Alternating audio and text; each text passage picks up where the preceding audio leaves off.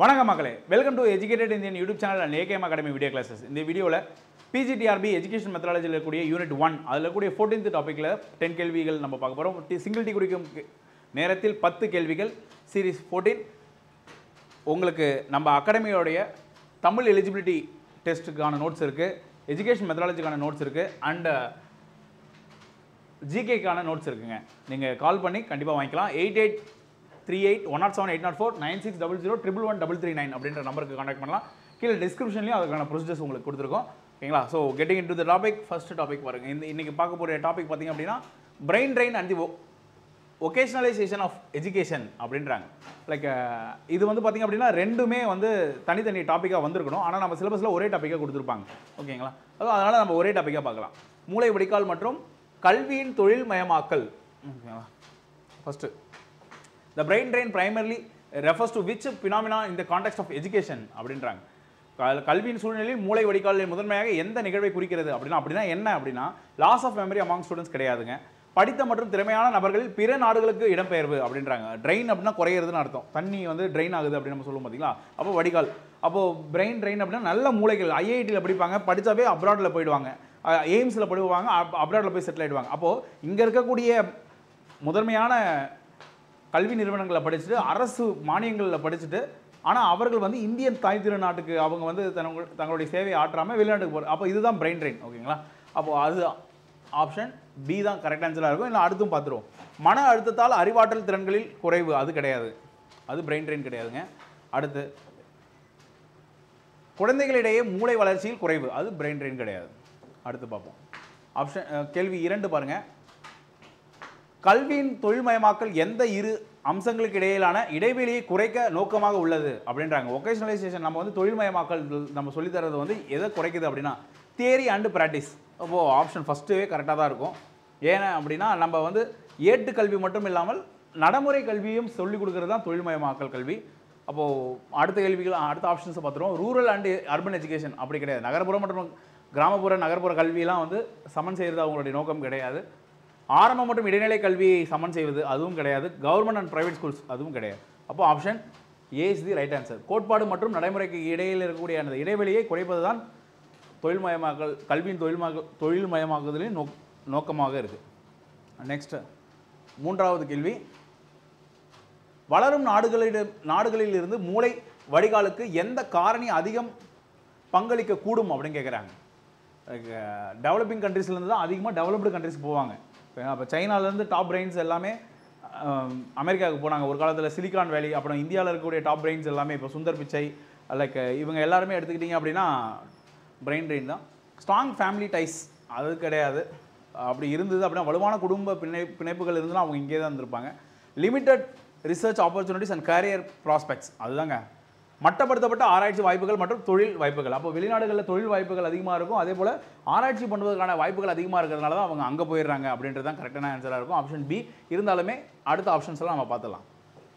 பாரம்பரிய கல்விக்கான கலாச்சார விருப்ப தேர்வுகள் அது அவங்க அப்படி இருந்தாங்கன்னா இங்கே தான் வந்திருப்பாங்க. உள்ளூர் வேலைவாய்ப்பு கிடைப்பது, அதற்காக அவங்க வெளிநாட்டுக்கு போக மாட்டாங்க. ஓகேங்களா? அப்போது ஆப்ஷன் பி. அடுத்த கேள்வி, 4வது கேள்வி பாருங்கள். பள்ளிகளில் தொழில் கல்வியை அறிமுகப்படுத்துவதன் முதன்மை நோக்கம் என்ன அப்படின்னா மாணவர்களில் கல்வி அழுத்தத்தை குறைத்தல் கிடையாதுங்க. இப்போ அதுக்கு நம்ம வந்து அகாடமிக் ஸ்போர்ட்ஸ் வச்சிடலாம், இல்லை கல்ச்சுரல் ஆக்டிவிட்டிஸ் யூஸ் பண்ணலாம். பள்ளிக்கு பிறகு உடனடி வேலைவாய்ப்புக்காக மாணவர்களை தயார்படுத்துதல், ஓகேங்களா? அது கரெக்டாக இருக்கலாம். அடுத்து 2 ஆப்ஷன் பார்த்துடலாம். கல்வி பாடங்களை முழுமையாக மாற மாட்டாங்க. ஓகேங்களா? கல்விக்கான அரசு செலவை குறைத்தல் அதுவுமே கிடையாது. அப்போது ஆப்ஷன் பி. Option B. உடனடியாக அவங்க வந்து அடுத்து அப்படியே லைக் ஜாப் செக்டார்ஸுக்கு போகிறதுக்காக ரெடி பண்ணுறது தான் ஒகேஷனலைசேஷன் அப்படின்னு நம்ம சொல்லுவோம். அடுத்த கேள்வி, 5வது கேள்வி. தொழில்மயமாக்கலை ஊக்குவிக்கும் அதே வேளையில் மூளை வடிகாலை திறம்பட நிவர்த்தி செய்யும் அணுகுமுறை எது அப்படின்னு கேட்குறாங்க.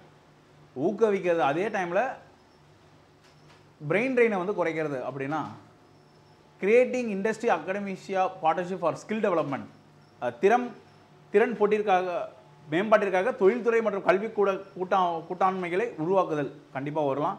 அடுத்தெல்லாம் பார்த்துலாம் அடுத்த ஆப்ஷன்ஸ்லாம். பேனிங் இன்டர்நேஷனல் எஜுகேஷன் ஆப்பர்ச்சுனிட்டிஸ் அது கிடையாது கண்டிப்பாக.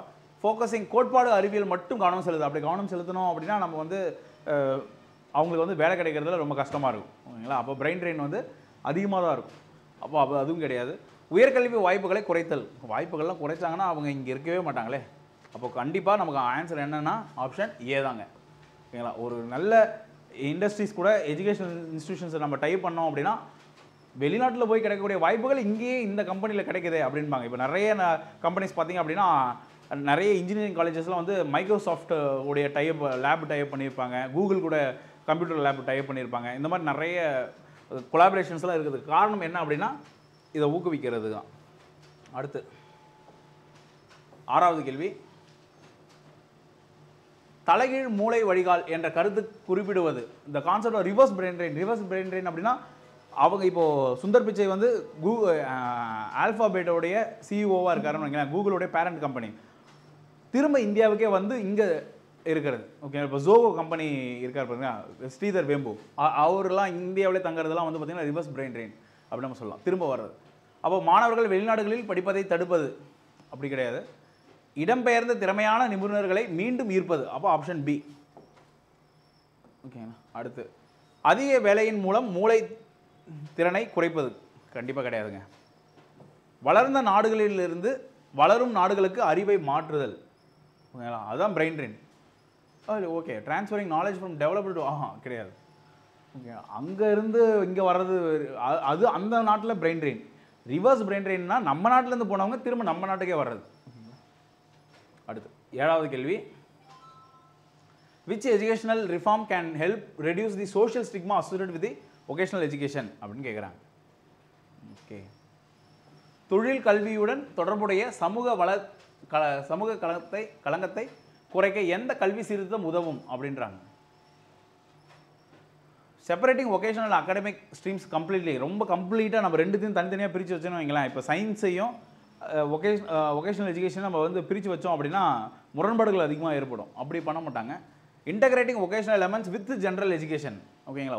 பொது கல்வியுடன் தொழில் கல்வி கூறுகளை ஒருங்கிணைத்தல். அப்போ ஒருவேளை உனக்கு பொது கல்வி இன்ட்ரெஸ்ட்டாக இல்லை அப்படின்னா உனக்கு தொழில் கல்வி கை கொடுக்கும் தம்பி அப்படின்னு நம்ம சொல்கிறதுக்கான ஒரு வாய்ப்புகளை அங்கே உருவாக்குறோம். அப்போது ஆப்ஷன் பி தான் கரெக்டாக இருக்கும்னு நினைக்கிறேன். ஓகேங்களா? இருந்தாலும் மற்ற ஆப்ஷன்ஸ் எல்லாம் பார்த்துடலாம். அனைத்து மாணவர்களுக்கும் தொழில் கல்வியை கட்டாயமாக்குதல். அப்படி ஆக்க முடியாதுல்ல, எல்லாருக்குமே அது பிடிக்காது. சில பேருக்குலாம் நான் வந்து சயின்ஸ் தான் போகணும், நான் வந்து மெடிசன் படிக்க போகிறேன், நான் இன்ஜினியரிங் படிக்க போகிறேன், நான் வந்து லைக் ஃபர்தராக வந்து ஆர்ட்ஸில் இருக்க போகிறேன், நான் ஏன் இதை படிக்கணும் அப்படின்னு கேட்கலாம். தொழிற்கல்வி பாடநெறிகளின் காலத்தை குறைத்தா வந்து அது இன்னுமே அவங்களுக்கு அந்த எக்ஸ்போசர் இல்லாமல் தான் போகுமே தவிர இது குறைக்காதுங்க, இடைவெளியை குறைக்காது.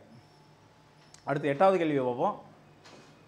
உள்நாட்டு கல்வி முறையின் எந்த அம்சத்தை மேம்படுத்துவதன் மூலம் மூளை வடிகாலை குறைக்க முடியும் அப்படின்றாங்க.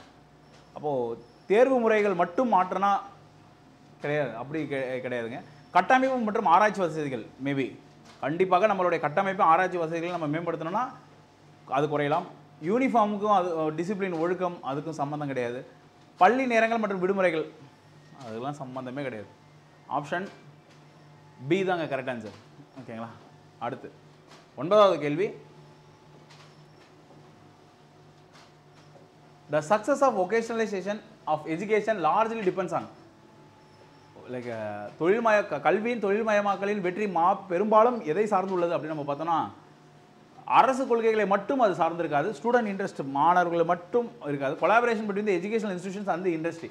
கண்டிப்பாக ஒரு லைக் நான் ட்ரெயின் பண்ணி நானே எடுத்துக்கிறேன் அப்படின்னு ஒரு இண்டஸ்ட்ரியும் ஒரு எஜுகேஷனல் இன்ஸ்டிடியூஷனும் ஒரு கொலாபரேஷனில் இருந்தாங்க அப்படின்னா அந்த நிறுவனங்களும் தொழிற்சாலைகளும் அதுக்கான கண்டிப்பாக அந்த ஒத்துழைப்பு வெற்றி பெறும்.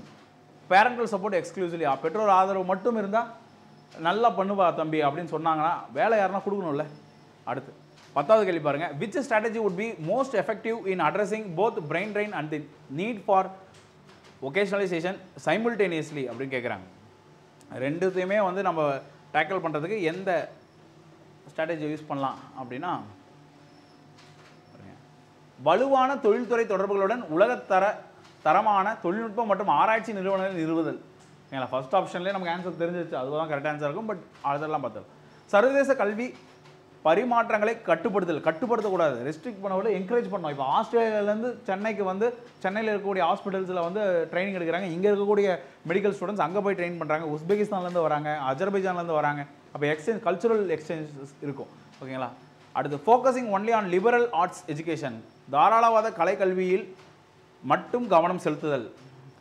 அப்படி மட்டும் கவனம் செலுத்தணும் அப்படின்னா நமக்கு லைக் வேலை வாய்ப்புகள் கம்மியாக தான் இருக்கும். Reducing investments in higher education, உயர்கல்வியில் அதிகமான முதலீடுகள் நம்ம செய்யணும். அப்போ ஆப்ஷன் ஏ தான் வந்து கரெக்டான ஆன்சர். ஓகேங்களா? ஸோ இதுதாங்க 10 கேள்வி. Thank you people, thank you so much for வாட்சிங்.